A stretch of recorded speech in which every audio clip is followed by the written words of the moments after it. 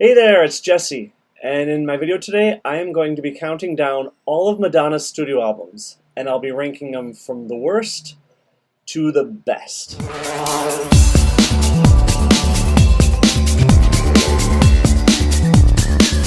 Alright, Madonna has a lot of music, so I need to jump right into it, but before I do, I just want to make a couple notes. First, the countdown that I'm doing, it's totally based on my own opinions. That's it. I'm not including any statistics, album sales, or legacy of each album. It's just my thoughts. Second, Madonna does have 13 studio albums as of the time that I recorded this, from her self-titled debut to Rebel Heart. However, in this countdown, you'll see 14 albums, and the reason for that is I consider I'm Breathless a studio album, so it's included. It's not because it's a favorite of mine. In fact, if it's one of your favorites, you'll be kind of sad where I put it, but it's just I'm hung up on the fact that I don't think it's a soundtrack. Dick Tracy did have a soundtrack. It was called the Original Motion Picture Soundtrack to Dick Tracy, where Madonna's 3 songs she recorded for the film could have easily fit, but instead she had her own album off her own record label, much of it produced by Patrick Leonard, who worked with her on the previous album. The cover says it's inspired by Dick Tracy. I don't even buy that. Musically, it does sound a bit inspired by that time period. I don't think it's inspired by the film. Something to Remember was written about her relationship and divorce with Sean Penn. Vogue, very obviously not written. The biggest single from the album was very much not from Dick Tracy or inspired. I'm going to stop talking about I'm Breathless. Anyhow, I'm going to go right to it. Alright, coming in at number 14 is 2012's MDNA. MDNA is Madonna's EDM album. It's also her divorce album. This was probably the easiest decision for me. I've never really been a fan of this album. Prior to this release, Madonna already had a divorce album, 1989's Like a Prayer. Like a Prayer felt very vulnerable, and MDNA, in my opinion, doesn't feel vulnerable at all. It feels angry, it feels mean-spirited, and it feels bitter. That's the main energy I get from this album, and it's not that you can't channel anger into your music. I actually think that's just fine, and there's a lot of songs I like by different artists that have really angry energy. I'm a huge fan of Shirley Manson and Garbage. A lot of their songs are very angry. In the right place, it can work. I don't think it works with this album. Tracks like Gang Bang, I think, are actually kind of excruciating to listen to.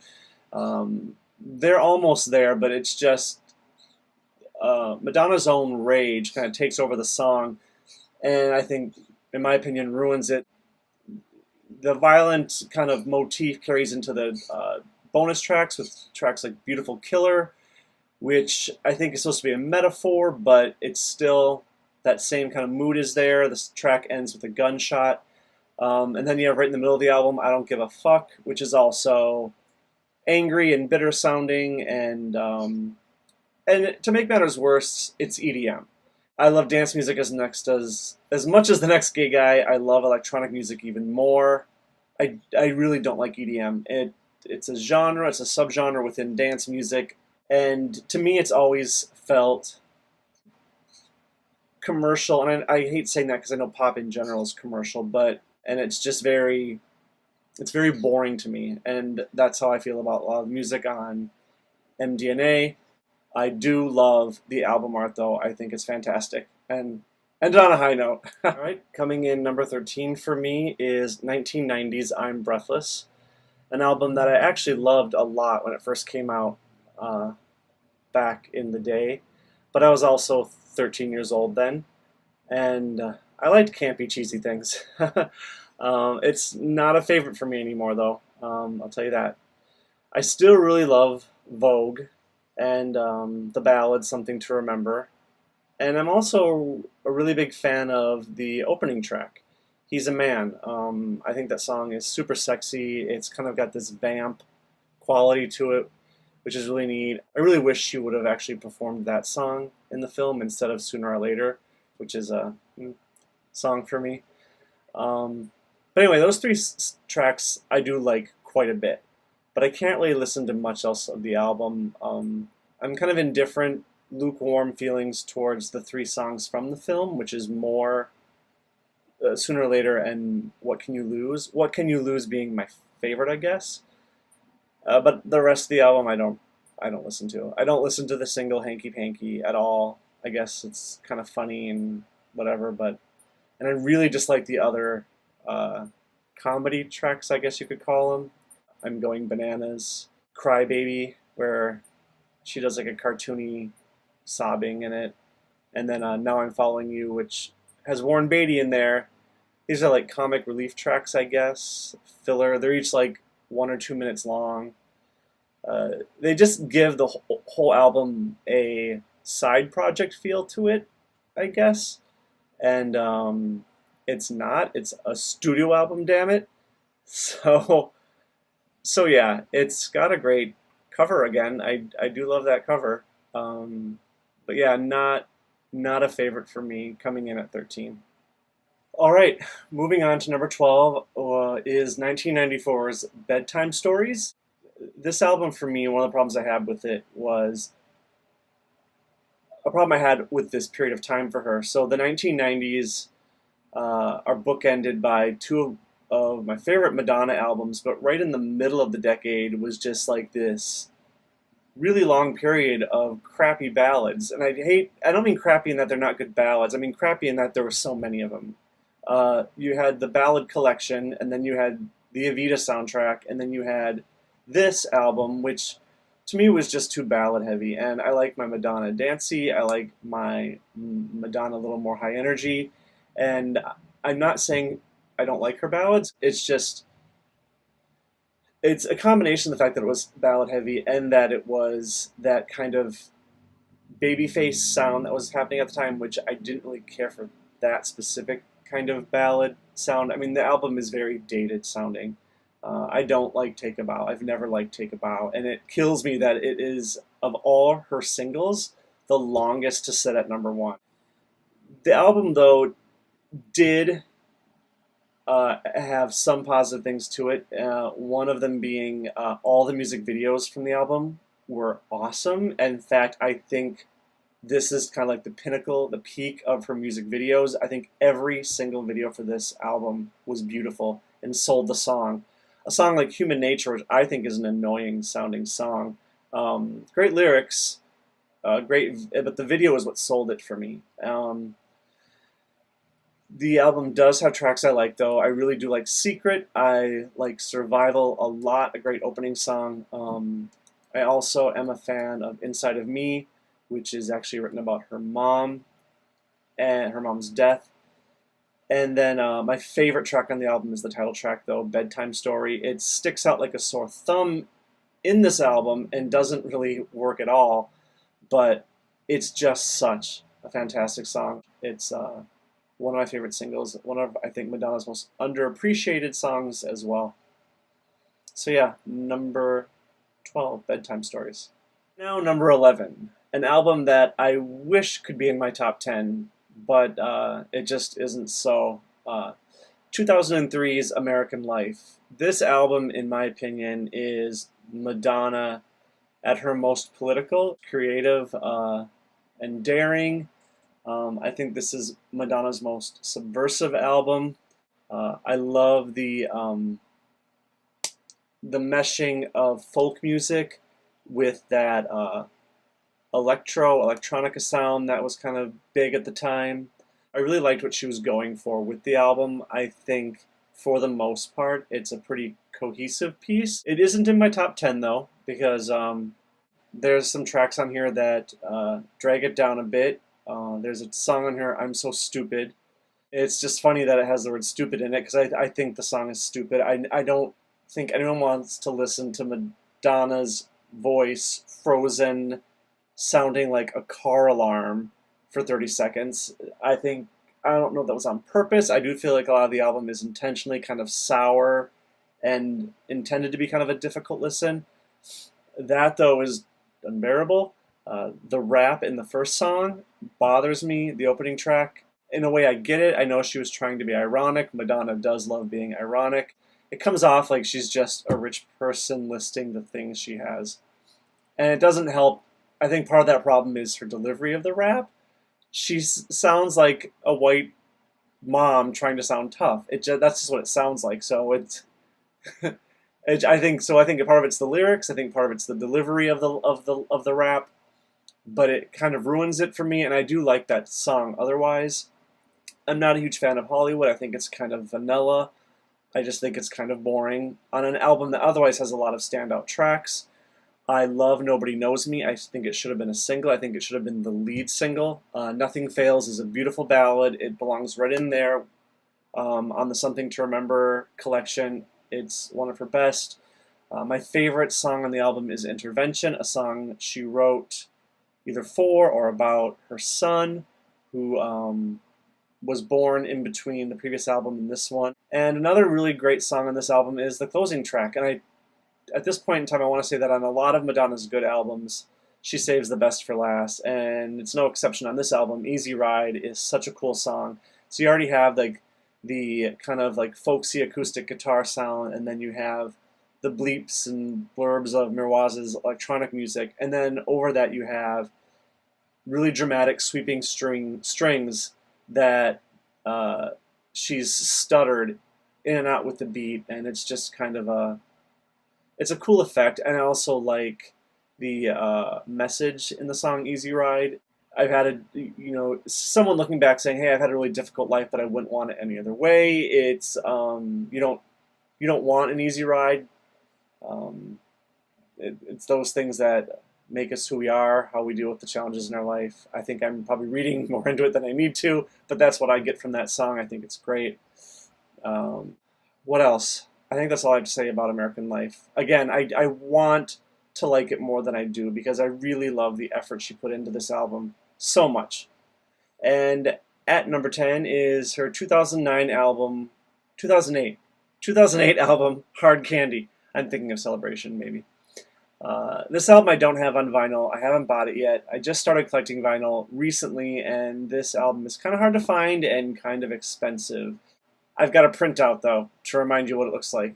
And actually, it's fitting that I don't have an actual copy to show you because I hate the album cover. It's my least favorite. I think it looks like Madonna walked into one of those mall photo booths and just kind of was like, or she's not smiling in the picture because she's oh so serious in front of her candy background. It just looks cheap, and even the graphics or the font to me is kind of cheap.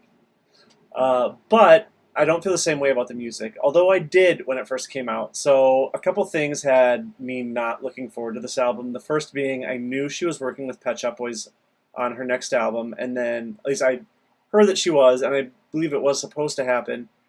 And then it didn't, and then she went the route of Justin Timberlake, Timbaland, and Pharrell. Nothing against them, but it wasn't what I was looking forward to, so I was already kind of pouty about that. So I kind of went into it not liking it, and I kind of fell into that group of people that started bitching about Madonna, trying too hard to be relevant, trying too hard to sound young and appeal to younger audiences, and being all bitchy that she had too many other artists on the album. Looking back, though, I can say it's been, 8 years? No, it's been a decade since that album came out. And that's actually a really tight album. There's a lot of really good songs on there.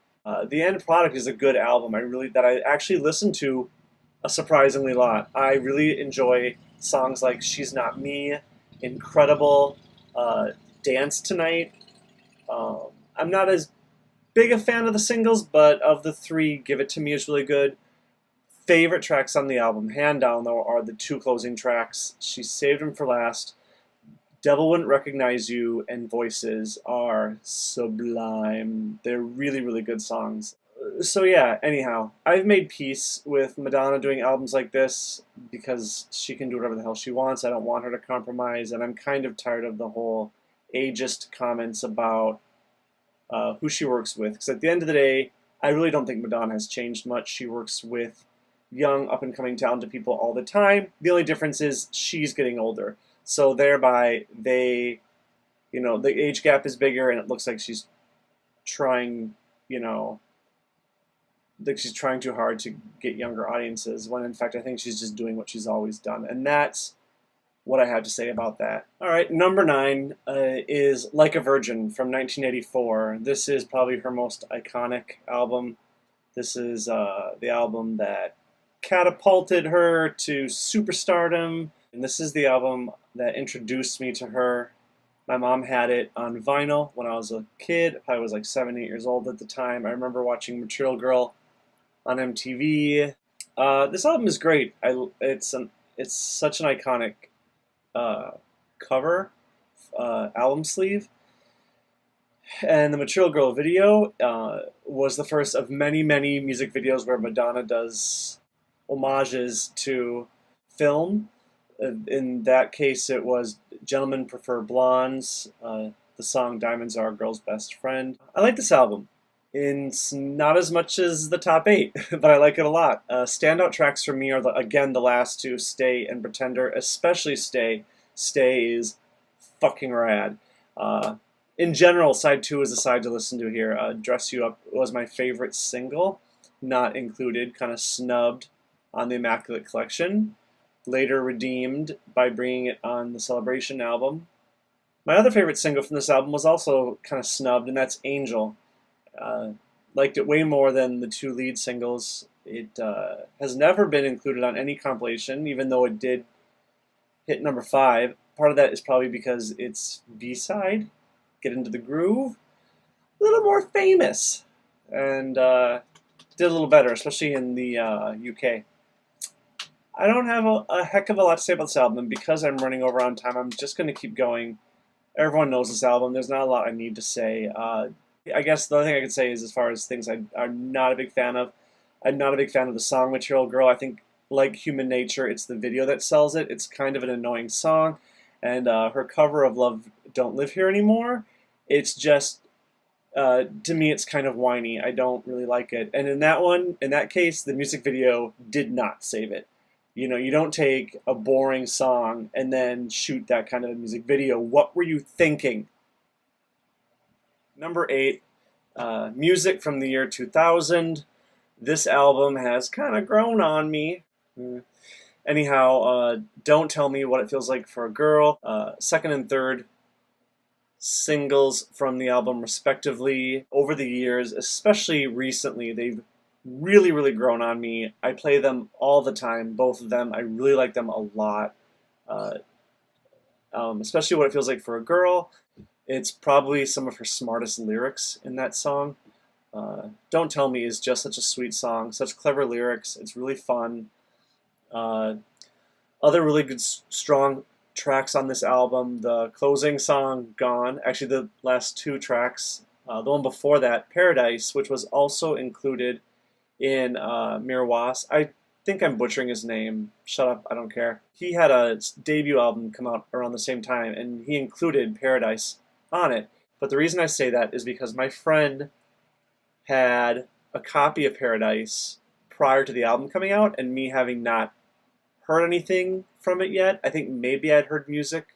Anyhow, he played it for me, and he had to tell me it was Madonna. I didn't realize it was her.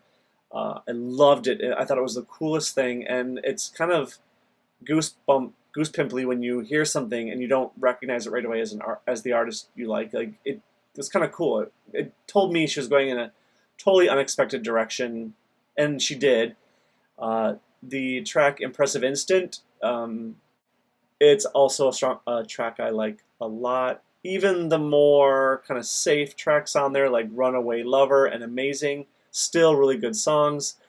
It doesn't really have, this album does have one weak spot. It is right in the middle too. Nobody's Perfect. She does this vocoder share bot kind of thing. It doesn't work. It sounds really strange, and it sounds even worse live. She did that track on her Drowned World tour, and it's awful. It's awful. Don't YouTube it. Stop. Don't watch it. You're going to laugh and then cry, and just I'm getting near the top. Number 7, This is her debut album, just self-titled, Madonna. I love this album. It's short, it's sweet, and it's really good considering it's a debut album. Don't have a lot to say here. This album does have my favorite 80s Madonna song, though, which is Borderline. It's awesome. Burning Up, another great, great Madonna track. Lucky Star, Holiday, all the singles on this album are really, really good. And even some of the non-single tracks, which there aren't that many because it's only 8 tracks total, but Physical Attraction is another favorite of mine. And it was actually, I think, a double A side or a B side to Burning Up. Yeah, it's a really good album, and I really when this album came out, I really wasn't aware of her yet. I was probably like 6 years old, and I would later become aware of these songs, but it was after like A Virgin came out. Yeah, so all the way at number 7. All right, number 6. I'm so close to the top 5. Oh, True Blue, you didn't make the cut. I really wanted this album in my top 5, but the top 5 is only, it's only so big. You can only fit 5 albums, and this one didn't make it. But this came out in 1986. My mom owned it on cassette. Very vivid memories of listening to this in the Blazer, driving all over Robbinsdale. It is such a happy album. It's so pop. It's her poppiest album, dedicated to her husband. Which is kind of funny because the very next album was her divorce album. Every song on this album is single worthy. She had 3 number ones with this album, more than any of her other albums.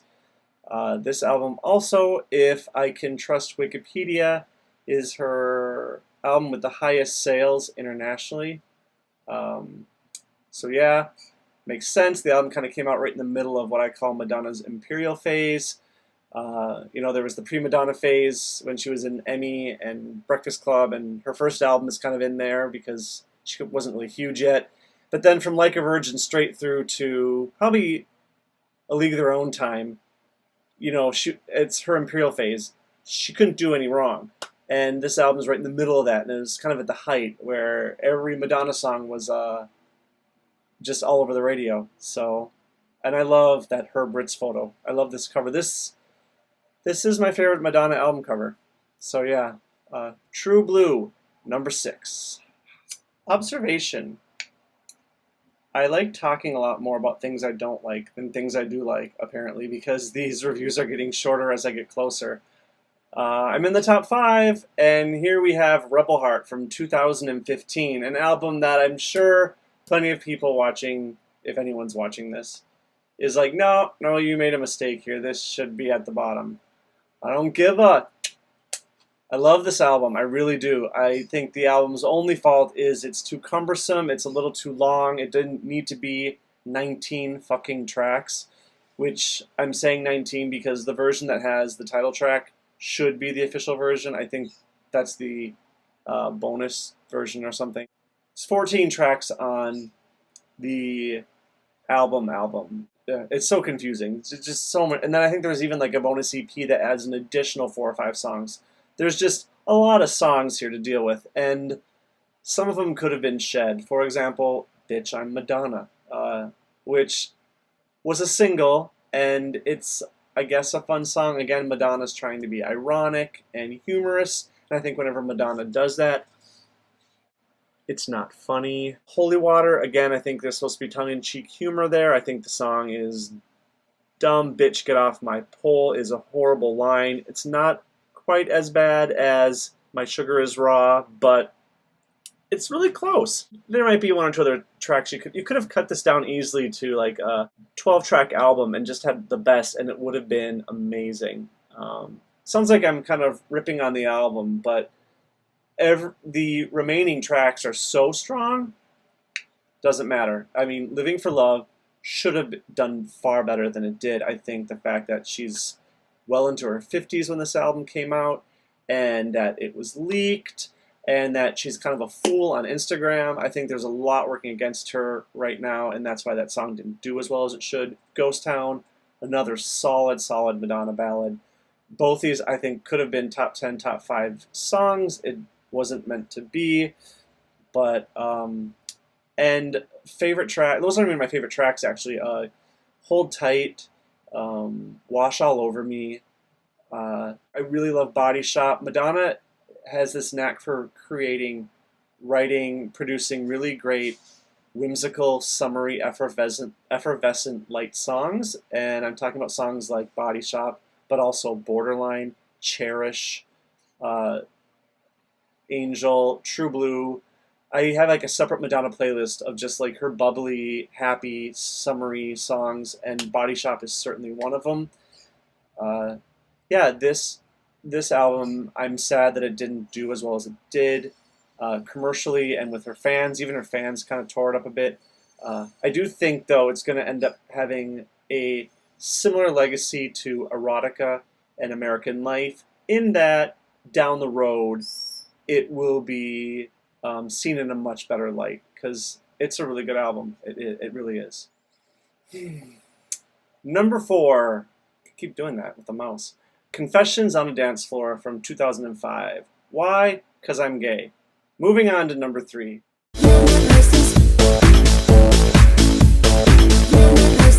Just kidding. But I probably could sum it up like that.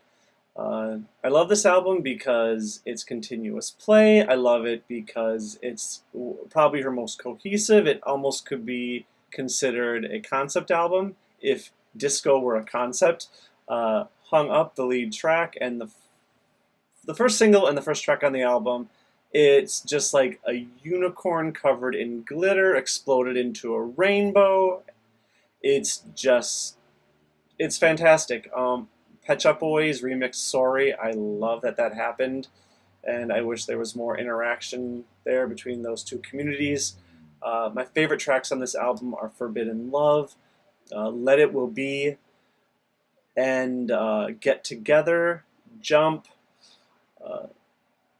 yeah, and Future Lovers. There's Future Lovers and Forbidden Love. Yeah, but I listened to every single track, and it flows so well. There's a version you can get that's not continuous play. I prefer the continuous play, unless I'm making a mix, but it's it's brilliant, and well deserving of being in the top 4. That's all I have to say about Confession. All right, moving on to number 3. I'm in my top 3. Like a Prayer, not really a surprise that this album is so high up. It is critically acclaimed. This is the album that came out after Madonna divorced Sean Penn. I think it's an incredibly vulnerable album. I just think that, and even just looking at the album cover, where instead of her face in some glamorous pose, we've got a close-up of her hands. Our hands, more than any other part of us, we just can't hide our age with it.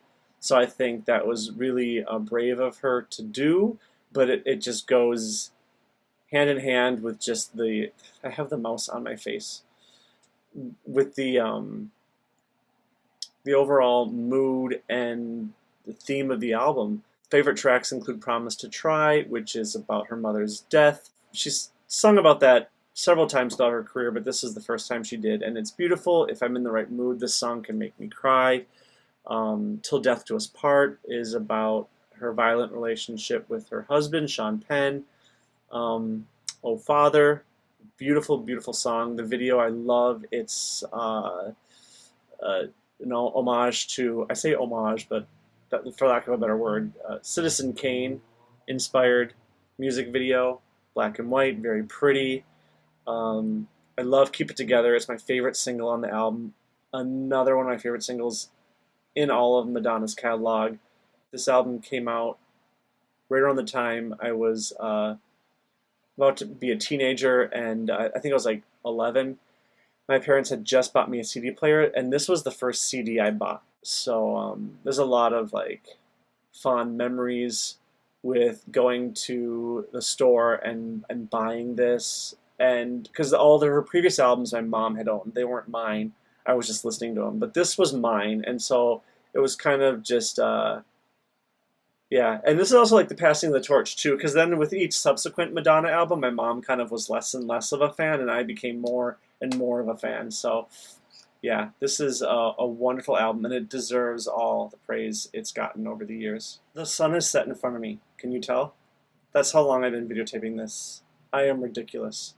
But I'm to number 2, and it's Ray of Light. Maybe you thought it was going to be my number 1.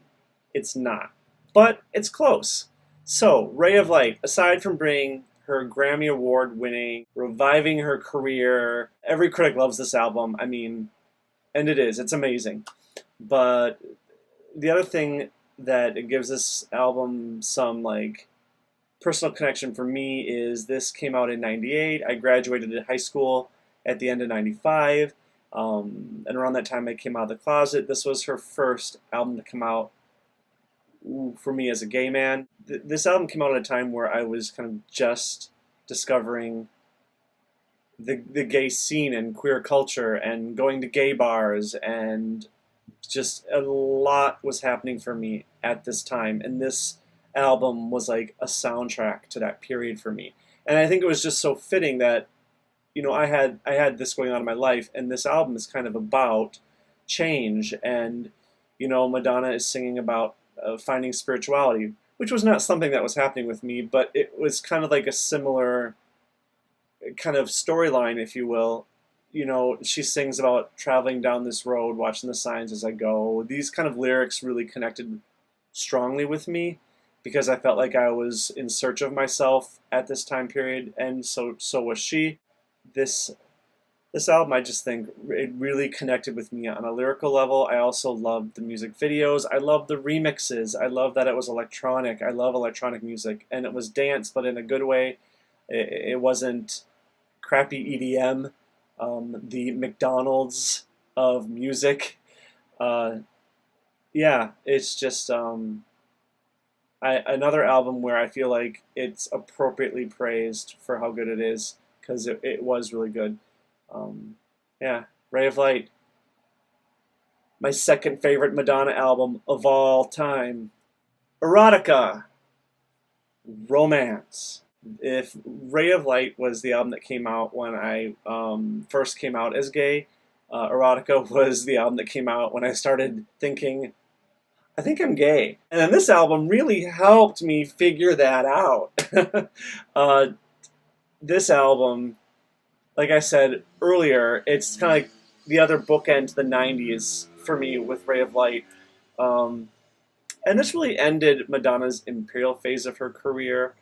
Prior to this, Vogue, Justify My Love, and This Used to Be My Playground, they were all #1 Billboard hits. And then you have Erotica come out, Body of Evidence came out, and The Sex Book. None of these songs, she had 5 singles from this album, none of them went to #1, and I think people just got a little tired maybe of Madonna naked everywhere and singing about sex, so they got a little saturated with that, sick of it maybe. I remember having to stay up to midnight to see the music video premiere because they wouldn't air it any earlier, and I loved it. I bought the cassette single and listened to it on the bus in my Walkman, and I just thought I was so naughty for listening to Erotica on the bus on the way to school in the morning. I stayed up, I woke up at 6 a.m. to catch the premiere of Deeper and Deeper. I don't know why it premiered at like 5, 6 in the morning, but it did. My favorite tracks in this album are Waiting. I love Waiting. It actually is potentially my favorite non-single track of Madonna's. Deeper and Deeper is, without a doubt, I don't have to think about it, it's my favorite Madonna single ever, my favorite Madonna song. It's amazing, and I love the David Morales remix, and I just want to take a moment to plug my idea, hoping someone in Madonna's crew is watching, that the David Morales mix should have a radio edit that should be included on her next career-spanning compilation, because it's better than the original, despite the original being pretty damn good. I love Rain. I think it's a beautiful ballad. This album is good front to back. Even the songs I don't like, I still appreciate. In This Life is just really one note and kind of dreary, but the subject matter of the songs, you know, she's talking about the death of Keith Haring and her ballet instructor, songs about AIDS. The album, I think, in that respect is kind of political in how it addresses AIDS and sexuality. It came out at a time where I needed an album like that to come out. I needed that, and this helped me so much with uh, understanding who I was, and I thank Madonna so much for that. I was a diehard from this point on with Erotica. So yeah, deserving of its #1 spot. And look at that album cover. Hello. I mean, that's just so cool. In fact, on this one, I might even just, I love this album cover. It's just the coolest thing ever. I don't think, I do like True Blue a bit more, but this is a close second. Okay. Thank you for watching. That was my worst to best. I want to know what you think. I want to know what you think of my list, but I also want to know your list. I also want to know what you think of my hair. I'm only kidding. I don't want to hear about that because I know it won't be good. But I do want you to like my video if you like it. I want to kind of get out there. This is one of my first videos, and I want to please comment if you have something to say, even if it's going to hurt my feelings. I'd prefer if you didn't do that. But say something about Madonna or about my ugly family room behind me. Okay, bye.